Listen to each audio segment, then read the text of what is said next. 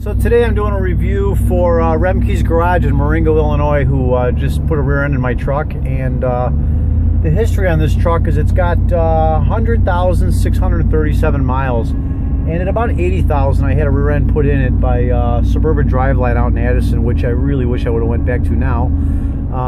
And what happened was I'd taken the truck in for some service at another garage, and they had broken the stud off. I was putting U-joints in it. They had broken the stud off the yoke, so I had to go get a new yoke for it, which I did. And that garage put the yoke in, and when he did, he over-tightened the yoke with an impact, and we left for a trip, and it blew up the rear end.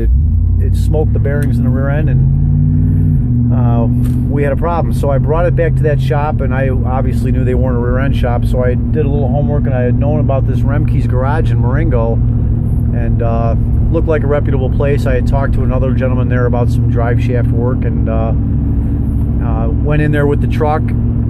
They had an open checkbook to fix the rear end from the original shop that screwed up my rear end, who was pretty good about standing behind their mess up. So I had the truck over there, and they had warned me about if the rear end got hot enough that it possibly could have warped the rear end as far as getting the bearings back in and all that, but he would pretty much know that if the bearing was a sloppy fit. That was our discussion, and I had told him, you know, basically, I want it right. Regardless of, you know, she's paying for it, so let's just make it right. Well, got the truck back, and needless to say, my rear end howls like a church mouse, and Remkes is a joke. Let's just start with that, because Joe over there got in the truck, we drove it, and he heard the rear end, and I said, so what do you think it is? He says, well, the rear end's making noise. I'm like, yeah, no shit, Sherlock. What are you going to do to fix it? And basically, this boils down to he's telling me that I warned you, blah, blah, blah. And, you know, we had a conversation about meshing the ring and pinion. And he goes on to tell me, now, this is a shop that specializes in drive lines, that when they put the rear end back together, they don't paint the gears and do that. We don't need to do that. I'm like, really? So how do you put a set of bearings in a rear end without taking out the ring and pinion? I mean, this guy's a total dumb shit, if you ask me, because he doesn't even know what he's... I'm not an idiot when it comes to cars. I know my basics, but I'm not a rear end builder, so that's why I took it to a place that supposedly knew what they were doing. So he's telling me, no, we don't have to mesh the gears like that, you know, blah, blah, blah. Well, later on, he goes on to say, well, yeah, obviously we do have to, and, you know, bottom line, if you listen to this rear end, it's not meshed. It's just completely improperly meshed. The backlash is bad. You know, he basically pointed every finger everywhere, to the last shop that did the rear end, to the housing, blah, blah, blah. Well, Joe, you had an open checkbook to fix this thing the right way. You could have put a ring and pinion in it. You wouldn't have to worry about it. You could have put a rear end. You could have called Jasper and got a complete new rear end for it. Okay, so bottom line is, I took this truck back there. They had it for 3 more days after he got all upset at me because I kept barking at him about my noisy rear end. And he says, I knew I should have put a ring and pinion in this thing. I'm like, yeah, well, duh, you're the pro, not me. Just fix the truck. 3 days go by, my phone rings. Well, you know, I talked to my supplier, and, you know, the bottom line, long story short, that truck's fine, and all GMs make that noise. That's normal, quote unquote. This is what he told me. Now I'm gonna let you listen to this rear end. So this is what Joe at Remkes Garage thinks is normal.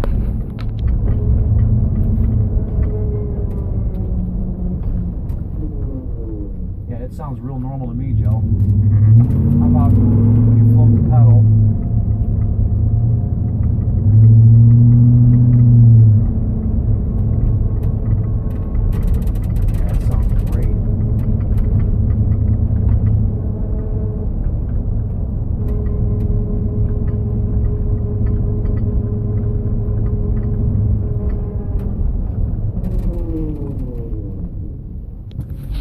Hey Joe, let me ask you this. If you brought your truck to me and I put this rear end in your truck after you had a perfectly good truck that somebody else messed up, and I was responsible for fixing your truck and bringing it back to right, and then I give you your truck back with this rear end, let me ask you, how would you feel? How would you respond? And Joe, I'm going to tell you one thing. The way you treated me and the way you talked to me about this rear end and what that is normal, It blows my mind, dude. I have 2 small businesses, and I can't even believe that you run your operation like this. You're a joke, Joe, and I think we'll be talking again soon.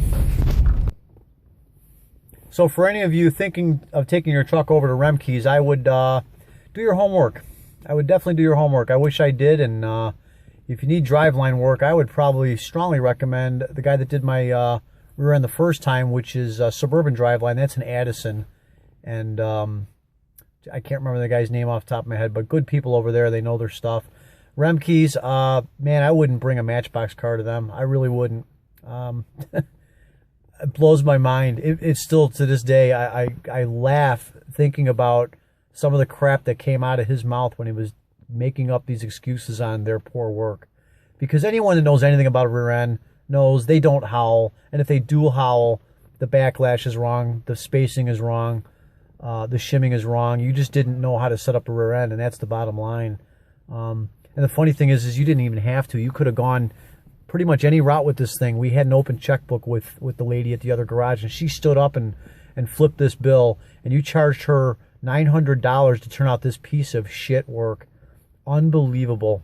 So I hope you people do your homework and think before you take your car somewhere, because this was a horror story that I can't even believe. You know, I had a rear end built for a Camaro, and I think I paid $275 for this guy to set up a rear end. It was just a 10-bolt with welded tubes on a 430 horse motor, and I've taken that thing down the track at least 24 times on Power Tour. That rear end's held up like a machine gun. It's just unbelievable. This guy can't even build. I wouldn't let him build a nothing. I wouldn't let him touch my car ever again. How you're in business is beyond me.